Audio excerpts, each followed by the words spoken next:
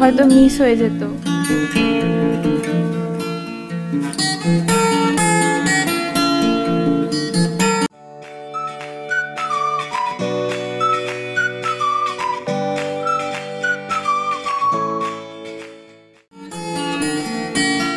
Hello বন্ধুরা, সবাই কেমন আছেন আপনারা? আশা করি খুব ভালো আছেন। And welcome back to my channel to a new vlog. আর চ্যানেলের নতুন বন্ধুদের অনেক অনেক স্বাগত জানাই।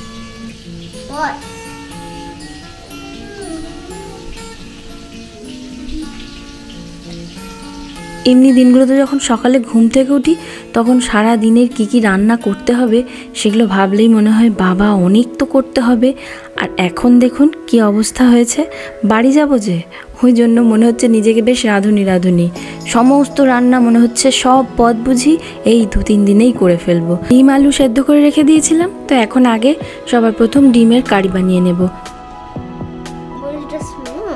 কি স্মেল? কি স্মেল?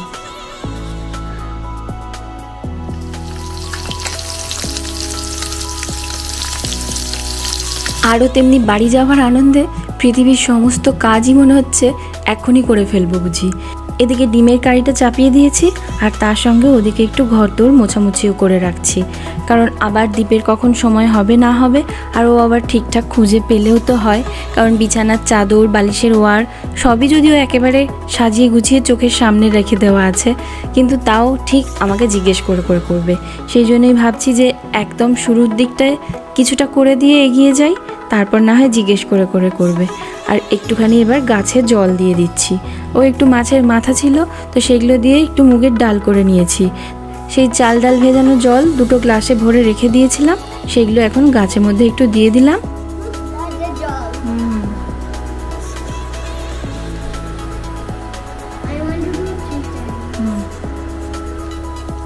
আর গাছের পাতাগুলোতে একটু স্প্রে বটলটার থেকে জল স্প্রে করে দিলাম।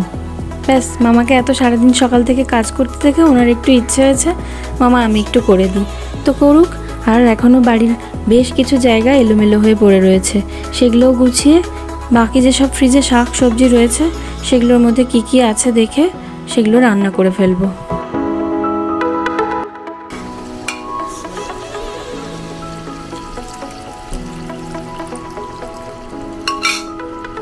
ফ্রিজে দেখলাম বেশ কটা চিংড়ি মাছ পড়ে আছে, তো ভাবলাম চিংড়ি মাছগুলো একটুখানি লাউয়ে দিয়ে দিই। আর একটু ওই পালং শাক আছে, তো পালং শাকটাও একটু চিংড়ি দিয়ে রান্না করে নেব, তাহলে পরে 2টো সবজিও রান্না হয়ে থাকবে। ওই সব দিন আর ডিম আর মাংস খেতে হবে না আর কি, একটু সবজিও করা রইল। এই লাউ হয়ে গেছে, মাঝখানে আমাকে একটুখানি গোছাতেও হচ্ছে জানেন তো, নাহলে একদম প্যাকিং শেষ করতে পারছি না। আর এবার একটুখানি পালং শাকটা চাপিয়েছি। পালং শাকটা না এরকম করে চিংড়ি মাছ দিয়ে রান্না করলে বেশ খেতে লাগে। ওই প্রথমে পেঁয়াজগুলো একটুখানি ভেজে নিয়েছিলাম, তার উপরে একটু আদা আর একটু রসুন বাটাটা আমি 1.5 চামচ দিয়েছি, আদা বাটাটা আমি 1 চামচ দিয়েছি। তার সঙ্গে অল্প পরিমাণ ধনে গুঁড়ো, মানে ওই 2 চামচ মতো ধনে গুঁড়ো দিয়েছি, হলুদ গুঁড়ো, লঙ্কা গুঁড়ো দিয়ে আর মশলাটাকে কষিয়ে তার মধ্যে চিংড়ি মাছগুলো একটু কষিয়ে নিয়েছি। তাতে পালং শাকটা দিয়ে নুন দিয়ে আর পালং শাকটা থেকে জল বেরিয়ে সেটা সেদ্ধ হয়ে গেল। তারপর খুব শুকনো না রেখে একটু লাগা মতো রেখে নামিয়ে নিয়েছিলাম। তো আমার এখন মোটামুটি সব কিছু রান্নাটা শেষ হয়ে গেছে। এটা হচ্ছে কি আমার কাছে একটা বড় চ্যালেঞ্জের মতোই ছিল যে রান্নাটা আমি তাড়াতাড়ি করে শেষ করতে পারবো কিনা, কারণ যেহেতু ফ্রিজে ভর্তি থাকলে বা ফ্রিজে সবজি আনা থাকলে সেগুলো যদি ঠিকঠাক করে না করে রেখে যেতে সব পচে যাবে, তো সেই জন্য ভেবেছিলাম যে করে ফেলবো। আর টুকটাক করে ব্যাগও প্যাক করছি। মামা, তাহলে তুমি কোথায় যাচ্ছ? ইন্ডিয়া গিয়ে কি করবে? কার কাছে যাবে ইন্ডিয়াতে? কার বাড়ি যাচ্ছ বলো? খেয়ে নাও। আর তো কালকেই ফ্লাইট, তোমাদের মোটামুটি সবকিছু প্যাকিং একদম কমপ্লিট করে নিতে হবে রাতের মধ্যে। হ্যাঁ, তো করে রাতের মধ্যে পুরোপুরি ফ্রি হতে হবে। এবার হচ্ছে গিয়ে প্যাকিংটা এখনো অনেকটাই বাকি আছে। আমার এখন দেখছি হাল এরকম হয়ে গেছে, প্রত্যেকটা বেড়াতে যাওয়ার ক্ষেত্রে যেমন হয় সেরকম বাড়ি যাওয়ার ক্ষেত্রে দেখছি অনেকদিন ধরেই গোছাচ্ছি। Most of the important things মানে ঢুকিয়ে রেখে দিয়েছি, শুধু কিছু যেগুলো লাস্ট মোমেন্টে না ঢোকালে তো হয় না। এরকম থাকে তো অনেক জিনিসই যেগুলো লাস্ট মোমেন্টে না করলে আগে থেকে করে রাখলে হয় না, তো সেগুলো করব। আর বাকি যা টুকটাক গোছানোর আছে গুছিয়ে তবে গিয়ে একটুখানি শান্তি। মানে এইটাই হচ্ছে গিয়ে সমস্যা হয় দেখেছি, বেড়াতে যাব কি বাড়ি যাব দেশ যাব হয়ে যায়, কিন্তু গোছানোটা যে কখন শেষ হবে, একদম শেষে সব কিছু ব্যাগপত্র বন্ধ করেও তখনও মনে হয় যে বাবা বুঝি কিছু নিতে ভুল করছি। বাট যাব তো সেই দেশেই, বাড়িতে, ওখানে তো সব কিছু খুব ভালোভাবে অ্যাভেলেবেল পাবো, তাই জন্য অত চিন্তাও হচ্ছে না। কিছু যদি মিস করে যাই তখন আবার ওখানে গিয়ে কিনে নিতে পারবো। একেবারে কোন সময় কোন জিনিসটা গোছাবো সেরকমভাবে ভেবে কাজ করছি। যেমন রান্নাগুলো না শেষ করতে পারলে এদিকে প্যাকিংটাও পুরোপুরি শেষ করতে পারছিলাম না। এখানে আমি কয়েকটা মেকআপের পাউচ ব্যাগ রেখে দিয়েছি। এই মেকআপ পাউচ ব্যাগগুলোই আমি সাধারণত এদিক ওদিক গেলে ট্রাভেলের ক্ষেত্রে নিয়ে যাই। এখন এই 3টেই নিয়েছি, আর একদম ছোট্টটা যেটা ওইটার মধ্যে কিছু টুকরো টুকরো কানের দুল নিয়ে যাচ্ছি। তাছাড়া তো যদি কিছু মনে হয় যে লাগবে তখন তো ওখানে টুকটাক এদিক ওদিক একটুখানি কিনে নেওয়াই যায়। আর বাকি এক গাদা ব্যাগ ভর্তি করে নিয়ে যাব না জানেন তো, কারণ দেখেছি অনেক মেকআপ নিয়ে গিয়ে সাজের জিনিস সমস্ত কিছু শুধু বয়ে বয়ে নিয়ে যাওয়াই হয় আর নিয়ে আসা হয়। এক ফোঁটা ওখানে সেরমভাবে কিচ্ছুতে লাগে না, ওই একটুখানি লিপস্টিক আর আইলাইনারে হয়ে যায় কাজ। তাছাড়া বাকি সবই দেখেছি ব্যাগ ভর্তি করে পড়ে থাকে, তাই জন্য এবারে ভেবেই নিয়েছি একদম মেপে মেপে লিপস্টিকও নিয়ে যাব আর বাকি সমস্ত জিনিস, আর সেরমভাবে বেশি কিছু নিচ্ছি না। ওই জন্য এখানে এই 3টে ছোটো ছোটো পাউচ ব্যাগই বার করে রাখলাম। একটার মধ্যে কয়েকটা লিপস্টিক রয়েছে, আর একটার মধ্যে রয়েছে কয়েকটা টুকিটাকি মেকআপের জিনিস, আর একটায় রাখলাম আই মেকআপ করার কিছু পেন্সিল আর লিপ লাইনার ইত্যাদি। যা কাজ করতে করতে এখন বিকেল হয়ে গেছে, বেশ মেঘ করেছিল, আর গতকাল রাতে এক পশলা বৃষ্টিও হয়েছে। আর ওই যে দূরে দাঁড়িয়ে আছে 3টে গাছ, একদম দেখুন যেন 3 বন্ধু, একই রকম সাইজ আর একই রকম ফুলও ফুটেছে, মানে ফুলের পরিমাণটাও তাই। গতকালের বৃষ্টিতে তবে অনেকটাই ঝরে পড়ে গেছে। যাক, এখন সন্ধে হব আর আমি আবার একবার রান্নাঘরে চলে এসেছি। এবার সমস্ত বাকি লেফটওভার যে কাজগুলো আছে, মানে এগুলো হচ্ছে জানেন তো একদম সবথেকে ইম্পর্টেন্ট কাজ, কারণ বরের জন্য সমস্ত কিছু এত কিছু করলাম, এবার কোনটা কিসে রেখেছি সেগুলো খুঁজতে গেলেও তো তাকে আবার খুঁজে খুঁজে দেখতে হবে।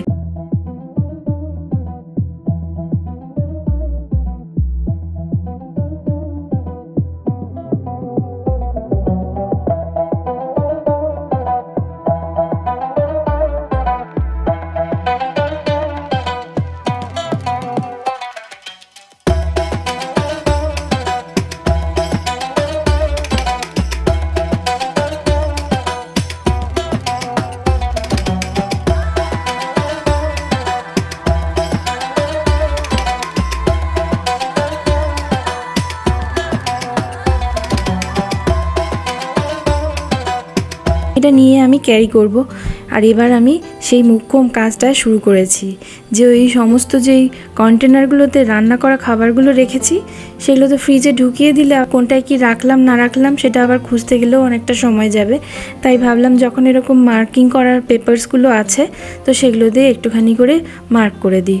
তো এরকম স্টিকি নোটগুলোতে সব লিখে দিয়েছি যে কোনটায় কি রাখা আছে, আর সবকটার গায়ে এরকম করে আটকিয়ে দিয়ে এবার ফ্রিজে ঢুকিয়ে দেবো।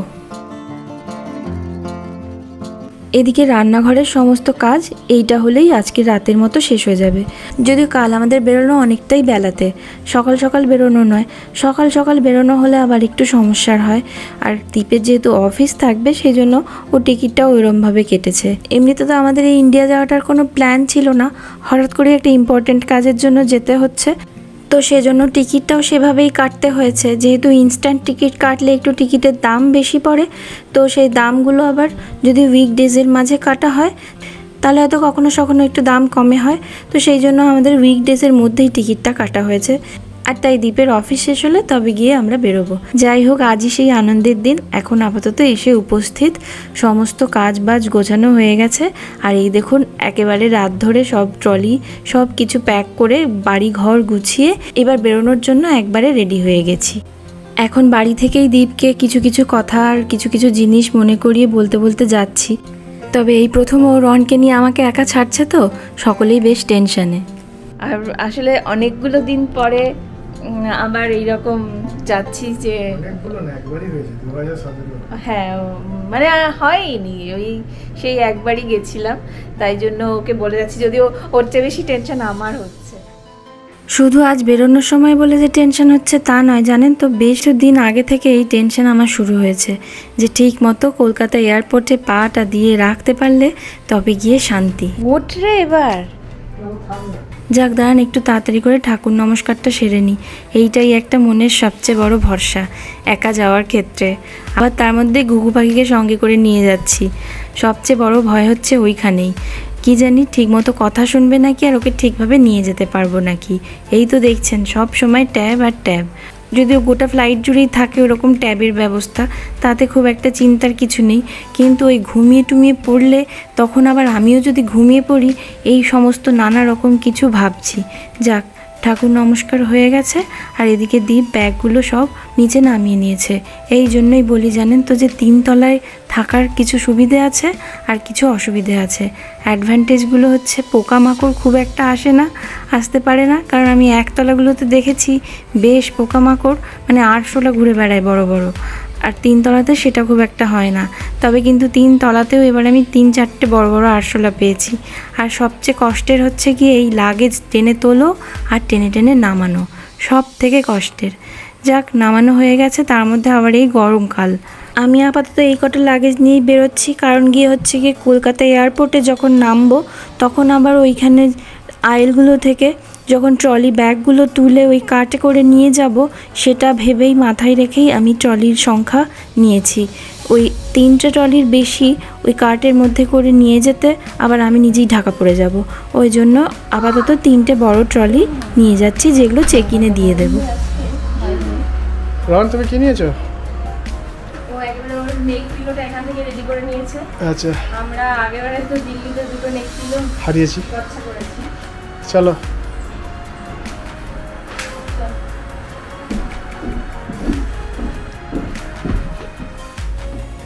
মানুষের সব কিছুর জন্যই কীরকম একটা মন খারাপ হয়, বাড়ি যাওয়ার জন্যও যেমন মন আকুল হয়, আবার দেখুন প্রিয় বাড়িটাকে যখন পিছনে ফেলে চলে যাচ্ছে আবার তখনও আবার মনটা যেন কেমন খারাপ খারাপ হচ্ছে।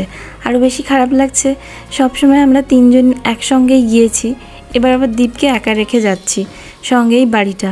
সত্যি কথা, এই বাড়িটা কিন্তু অসময়ের সঙ্গী, কারণ আমাদের যে সময় এখানে আসতে হয়েছিল সেই সময়ে কোনো অ্যাপার্টমেন্ট সেরমভাবে মনোমতো পাচ্ছিলাম না, কিন্তু ওই টেক্সাসের অ্যাপার্টমেন্টটা ছেড়ে আসার জন্য যে মনটা খারাপ ছিল সেই রকম মতোই কিন্তু সেই রকম ভিউওয়ালাই হঠাৎ এই অ্যাপার্টমেন্টটা পেয়ে গিয়েছিলাম। আর অ্যাপার্টমেন্টে ঢোকার পরে পরে তো আপনাদের সঙ্গে শেয়ার করেইছিলাম যে কাঠবাড়িতে কেমন ছাদ ফুটো করে দিচ্ছিল, আরও নানান কিছু সমস্যা ছিল, কিন্তু মেনটেনেন্স থেকে সমস্ত কিছু খুব তাড়াতাড়ি ঠিক করে মেরামত করে দিয়ে চলে গিয়েছিল। তারপর সেই অপ্রিয় জিনিসটাই আস্তে আস্তে মনের খুব কাছের হয়ে গেছে, ওই জন্য আজ আবার ফেলে যাওয়ার সময় বারবার পেছন ঘুরে তাকিয়ে তাকিয়ে দেখছি। যাক, সমস্ত কিছু গাড়িতে ঠিকঠাক করে ভরে নিয়েছি, এবার একটুখানি এখান থেকে তেল তুলে নিয়ে তারপরে রাতের খাবারটাও প্যাক করে নিয়ে তারপরে গিয়ে বেরোবো। মানে একটা লম্বা জার্নির আগে যতটা গোছানো যায় ততটা গুছিয়ে নিয়েছি। একটু বিকেল বিকেল করে বেরোনো বলে বেশ টাইম করে বেরোনো গেছে, আর তার মধ্যে আজকে ওয়েদারটাও দেখুন কি ভালো না। চলুন এবার দুগ্গা দুগ্গা করে আর বেরিয়ে পড়েছি। আর সামনেই হচ্ছে কি আমাদের পেট্রোল পাম্পটা, একদম বাড়ির গায়ে লাগোয়া। তো এই পেট্রোল পাম্পটার থেকেই তেল তুলে নিলাম, আর তারপরে গিয়ে ওই রাতে যে খাবার খাবো সেই খাবারটাও এখান থেকেই তুলে নিলাম। চিপটলে বলে একটা দোকান আছে, ম্যাকডি বা কেএফসির মতো একটা খাবার ওইরকম আউটলেট আছে, ওগুলো সমস্ত সিটিতেই থাকে, কারণ আবার রাতারাতি কোথায় খুঁজবো না খুঁজবো, তাই এখান থেকেই একেবারে তুলে নিয়ে সঙ্গে করে বেরোলাম। যাক, এদিক থেকে যেই রাস্তাটায় আমরা উঠছি সেই ইন্টারস্টেটটাতে একদম ভিড় জ্যাম নেই দেখতে পাচ্ছি। অফিস ফেরতের সময় তাও দেখছি বেশ ফাঁকা ফাঁকা। তো আমাদের এখন তো প্রায় পৌঁছতে 11টার মতো বেজে যাবে, তো সেটা আমি জানতাম, তো সেই জন্য বাড়ি থেকেই তো খাবার দাবার সব বানাচ্ছিলাম। রাস্তাটাতে জানেন তো সেরকম কিছু দেখতে পাই না, মানে প্রায় অনেকবারই এই রাস্তাটা দিয়ে যাতায়াত আমাদের হয়ে গেল, অনেকগুলো ট্রিপে গেছি, তো কিছু সেরকম পাই না বলে আজকে আমি একেবারে স্যান্ডউইচ বাড়ি থেকে বানিয়ে এনেছি। আর এই হচ্ছে আমার খাবারের ঝোলা। আজকে খাবারের ঝোলাটা ভীষণই ছোট, কারণ যেহেতু অল্প স্বল্পই কিছু বানিয়ে এনেছি। সেটার থেকে এই স্যান্ডউইচগুলো বাড়ি থেকে করে এনেছি, ওই যেমন স্টাফ করি সেই রকমভাবে। তবে খাবার ওই যে কিনে নিলাম একটু, যেটা রাতে খাবো। এখন আমার ঘুঘু পাখি বলেছেন তিনি হাংরি, তো ওনাকে এখন দিয়ে দিই। গাড়িতে যাওয়া আবার কিন্তু অনেকখানি পথ, জানেন তো, প্রায় 4.5 ঘন্টা মতো ধরে গিয়ে তারপরে গিয়ে পৌঁছবো একটা হোটেলে। আর তার জন্য গাড়িতে এই টুকটাক খাবার সঙ্গে নিয়ে নিয়েছি।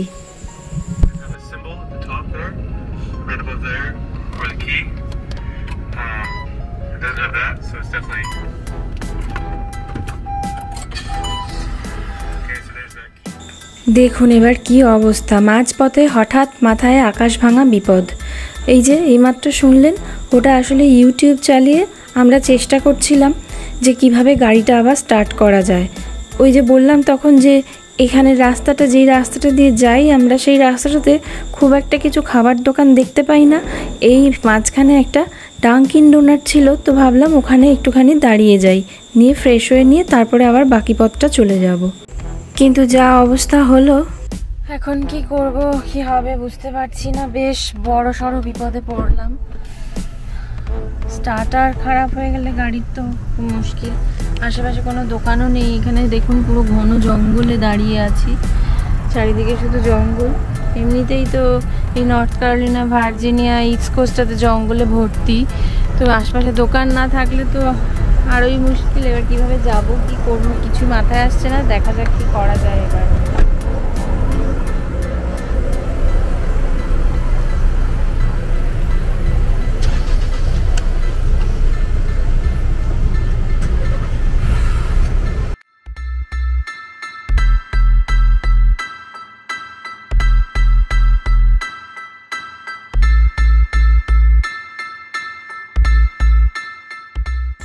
এই ধরনের সমস্যাগুলো সত্যিই আসলে খুবই মারাত্মক, কারণ এই সময়টাই অ্যাকচুয়ালি ঠিকঠাক সময় নয়। এখন তো সন্ধ্যে 6:30 বেজে গেছে, সব কিছু বন্ধ হয়ে গেছে। তাই কোথায় পাবো মেকানিক আর কোথায় বা পাবো গ্যারেজ, আর গ্যারেজ পেলেও সেখানে নিয়ে যাবোই বা কী করে গাড়িটা। তাই জন্য ইন্টারনেটে অনেকক্ষণ দুজনে মিলে বসে খুঁজে খোঁজ পেলাম এই কাছাকাছি এই যে যিনি এসেছেন ভদ্রলোক, এনার নাম্বারটা। তাও আবার উনি খুব একটা ভরসার কথা ফোনের মধ্যে কিছু শোনাতে পারেননি। উনি বলেছিলেন যে আমি এসে দেখতে পারি, কিন্তু পুরোপুরি আশ্বাস দিতে পারছি না যে গাড়িটা সারিয়ে দিতে পারবো। যা হবে কাল সকালে হবে।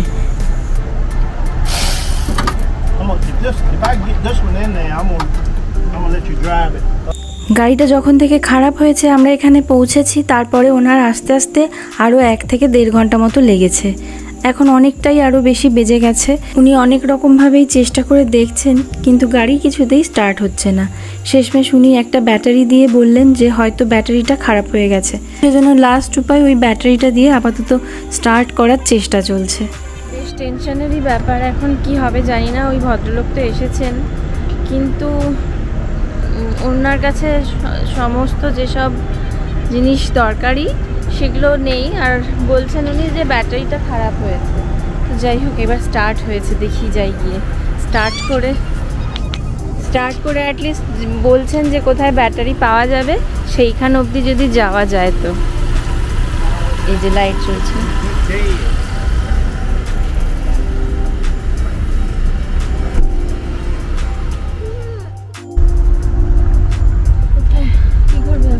এখন যাব।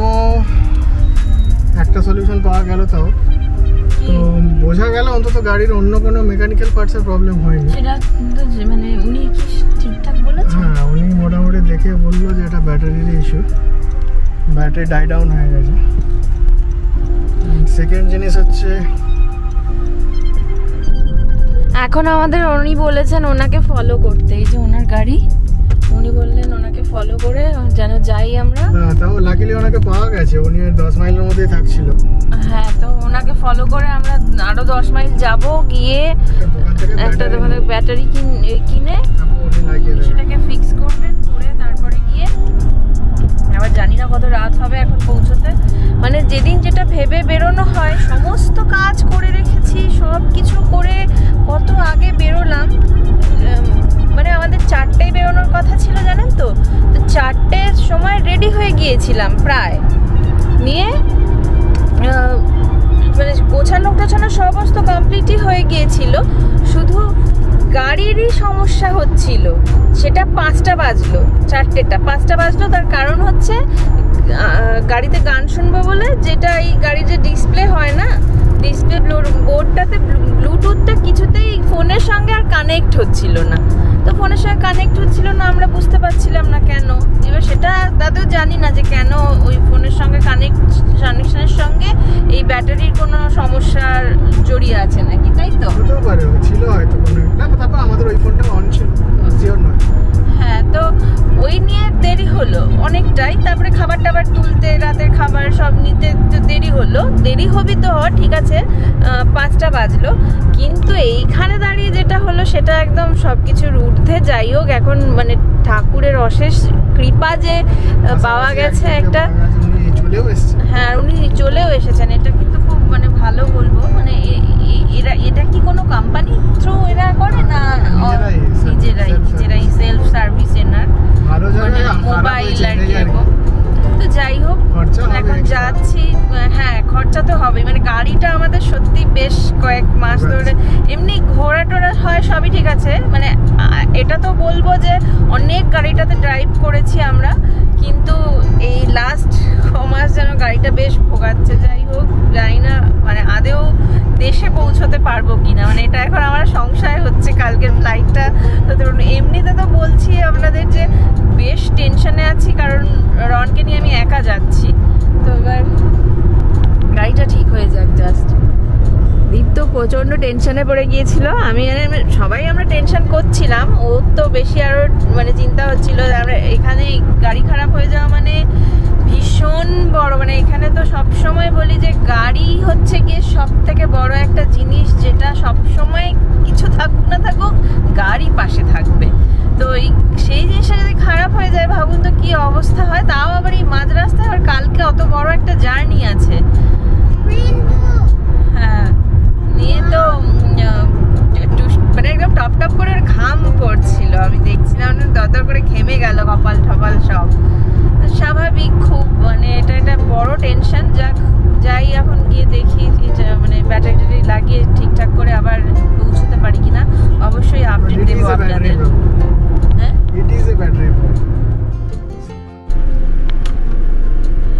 এই এখন এই দোকানটাতে পৌঁছলাম। এখান থেকেই মানে এটা একটা বেসিক্যালি দোকান দেখছি, এই অটোমোবাইলের দোকান আছে এখানটা। এখান থেকেই ব্যাটারি কিনবে, এই যে কিনে আনছে, নিয়ে আর ওইটা নতুন ব্যাটারিটা লাগিয়ে দেবে, ব্যাস তাহলেই হয়ে যাবে। ওহ বাবা, এই যাত্রা বাঁচো, মানে কি যে ঝামেলায় পড়তাম বলুন তো, কি বড় মুশকিল যেন। তাহলে তুমি গাড়ি মানে যে ভোগাবে তাকে দূরে রাখাই ভালো। কিন্তু কত কিছু চেঞ্জ করে ফেললাম। চেঞ্জ করলে তো কি হয়েছে, মানে এই আওয়াজটা নিয়ে প্রবলেম না, আর সেটা করিও না। আমার মতে তো তাই বলে যে যখন যে জিনিস ভোগায় সেটাকে দূরে রাখাই ভালো। মানে বেশ ভালোই ভোগাচ্ছে, আজকে অনেক বড় বিপদ হতে পারতো, তাই না? সেটার হাত থেকে বাঁচলাম অ্যাটলিস্ট। এই মেকানিককে না পেতাম যদি, তাহলে আমাদের কালকে ফ্লাইটটা মিস হয়ে যেত। আর আমরা সবসময় গাড়িতে এই দেখুন অন্ধকারের মধ্যে ওনাকে কাজ যাতে করতে না হয়, যে হাতের টর্চটা, ওই টর্চটা সবসময় গাড়িতে রাখি। যদি কোনো কারণে কোনো রকম বিপদ আপদ হয় তাহলে অ্যাটলিস্ট লাইটটা তো থাকবে। কিছু দরকারি জিনিসের মধ্যে ফার্স্ট এড বক্সটা তো থাকেই, তার সঙ্গে রাখি একটা বড় দড়ির গোলা। হয়ে গেছে আমাদের এখন ব্যাটারিটা লাগানো, নালে তো যা হয়েছিল। হ্যাঁ, আজকে তো পুরো মানে এত বড় কেস খাচ্ছিলাম, আমি তো ভাবলাম মাথায় হাত মানে এইভাবে তো আনএক্সপেক্টেড না আনএক্সপেক্টেড। প্রথমত গাড়ি পারফেক্ট আসছিল, গাড়ি পারফেক্ট আস্তে আস্তে হঠাৎ করে হ্যাঁ, এরকম নয় যে রাস্তায় যেতে যেতে কোনো সমস্যা হচ্ছিল, ওদিকে দরজাটা বন্ধ নেই। তো সেটা এখন দাঁড়ানোর পরে এরকম হঠাৎ করে করতে করতে পুরো ডাই ডাউন হয়ে গেল। প্রথমে একটু ফ্লিকারিং করছিল, আমি তো ভাবলাম স্টার্টারের প্রবলেম, এই তো রিসেন্টলি স্টার্টার বদলেছি, স্টার্টারের প্রবলেম হলো। স্টার্টার কিন্তু মেকানিক্যাল ফল্ট হলে খুব মুশকিল হতো। ব্যাটারি বলে তবু ইজি রিপ্লেসমেন্ট, পয়সা দাও ব্যাটারি কেন। সবচেয়ে বড় যেটা সুবিধা হয়েছে ভদ্রলোককে পেয়ে গেছি। ফিডব্যাকটাও খুব ভালো। ভার্জিনিয়া ঢুকতেই একটা ক্রিটিক্যাল জায়গায় ওনার মোবাইল ভ্যান খুবই কাছাকাছি ছিল, তো সেই জন্য চলো দেরি হয়ে গেল 2 ঘন্টা, আবার বেরোই। 2 ঘন্টা মানে বুঝতে পারছেন বেশ অনেকটাই দেরি। সকালে আর্লি মর্নিং প্রায় এয়ারপোর্টে পৌঁছতে হবে, তো 2 ঘন্টা দেরিটা অনেকটাই, যেহেতু অফিসের পরে আফটার অফিস বেরোনো। তো যাই হোক এখন যাই, আবার ভালোই হয়ে গেছে ঠিকঠাক, আর ভালোই পৌঁছতে হবে হোটেলে। আমাদের সাথে এরকম বেশ মাঝে মাঝে এরকম সিচুয়েশন হয়ে যাচ্ছে গাড়িটার জন্য।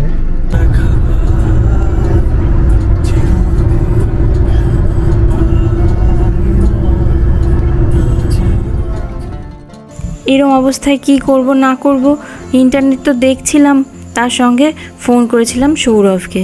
সে তো আবার বলে যে ঠিক আছে কোনো ব্যাপার না, আমি চলে আসব। কিন্তু এটুকু আমরা বুঝতে পারছিলাম যে কারোর এসে আর কিছু হবে না, একমাত্র মেকানিককেই আসতে হবে, আর তাকে সারিয়েও দিতে হবে।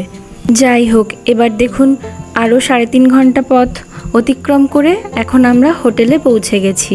আর হোটেলে এসে এখানটা দাঁড়িয়েছি রিসেপশনের সামনে। দেখুন এত রাত হয়ে গেছে, এখনও ওই যে দূরে পাথরটার পেছনে ছোট্ট একটা গ্রে কালারের খরগোশ ঘুরে বেড়াচ্ছে।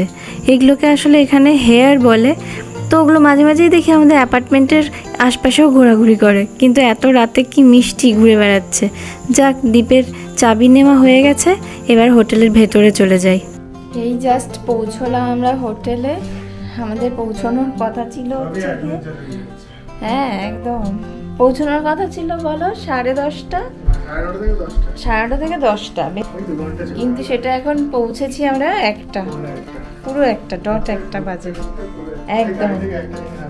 কি চটিগুলো না আর যেতে হবে, তো কি আর বলবো, মানে যাই হোক, মানে বিরাট বড় একটা দুর্ঘটনার হাত থেকে বেঁচেছি ওই ভদ্রলোকের জন্য, যেহেতু উনি কাছেই পাওয়া গেছে। দুর্ঘটনা বলতে গাড়িটা খারাপ হয়ে গেলে তো দুর্ঘটনাই হতো, মানে এটা খারাপই হতো, নাহলে হয়তো মিস হয়ে যেত।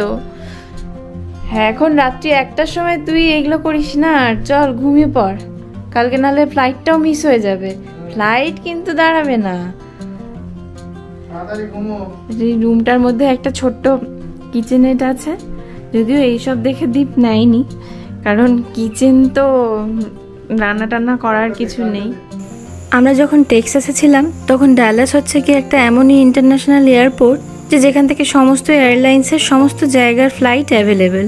কিন্তু নর্থ ক্যারোলিনাতে যেখানে আমরা থাকি সেখানে কাছাকাছি যে ইন্টারন্যাশনাল এয়ারপোর্টগুলো আছে সেখান থেকে আবার সমস্ত জায়গার ইন্টারন্যাশনাল ফ্লাইটগুলো অ্যাভেলেবেল নয়, সেই জন্য আমাদের এত দূরে ড্রাইভ করে এসে ফ্লাইটটা ধরতে হচ্ছে। আসলে এখন এতটাই রাত হয়ে গেছে, সত্যি কথা বলতে বলো হোটেলে না ঢোকার মানে না ঢুকলেও হয়, কারণ অ্যাকচুয়ালি লস দেখতে গেলে, কারণ $100 কত দিয়ে হোটেলগুলোর ভাড়া দিতে হয়েছে, যেহেতু ফার্স্ট অফ অল এটা হচ্ছে ওয়াশিংটন ডিসি, দ্বিতীয়ত হচ্ছে গিয়ে একদম মেন সিটির ওপরেই প্রায় হোটেলটা, তো সেজন্য বেশ কস্টলি।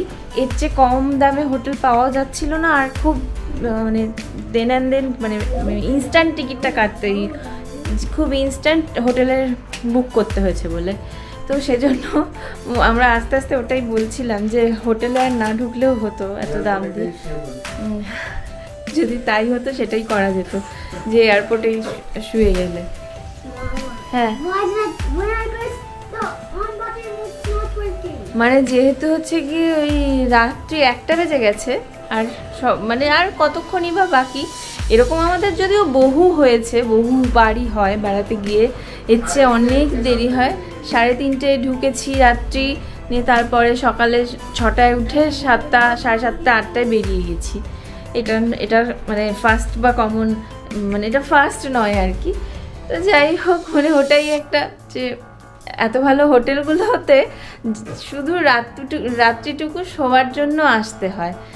আমি তো ওকে বলি যে মানে ও আমায় বলেছে একবার, এটা আমারও ভীষণ ইচ্ছে যে কোথাও একবার শুধু বেড়াতে যাব বা শুধু যাব গিয়ে না হোটেলে গিয়ে শুয়ে থাকবো, ঘুমিয়ে থাকবো আরাম করে, কিন্তু সেটা কখনোই হবে না। যাই হোক, এখন একটু টুকটাক খাওয়া দাওয়া করে সেরে নিই। যদিও আমরা রাস্তায় খাবার খেয়ে নিয়েছিলাম, ডিনারটা সেরেই নিয়েছি। নিয়ে এবার ফ্রেশ হতে শুতেই হবে, কারণ কাল সকাল সকাল আবার উঠে আরও বহু দূরের জার্নি, মানে একদম লংগেস্ট জার্নি বললে চলে।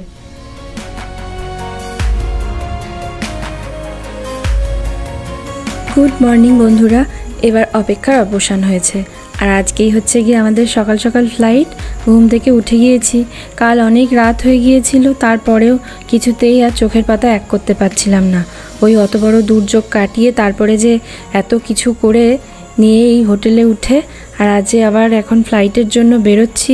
সকাল সকাল উঠে রেডি হয়ে জানি না বাবা আরও কি অপেক্ষা করে রয়েছে।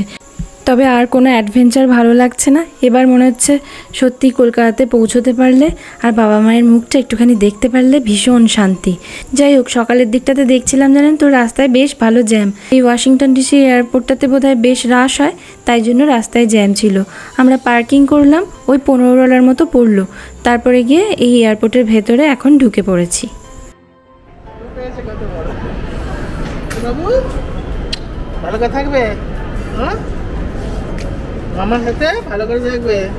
আবার দিন পর বাবার সাথে ভালো করে থাকবে। মুখটা কানু কানু হয়ে যাচ্ছে। বাবা ফোন করবে।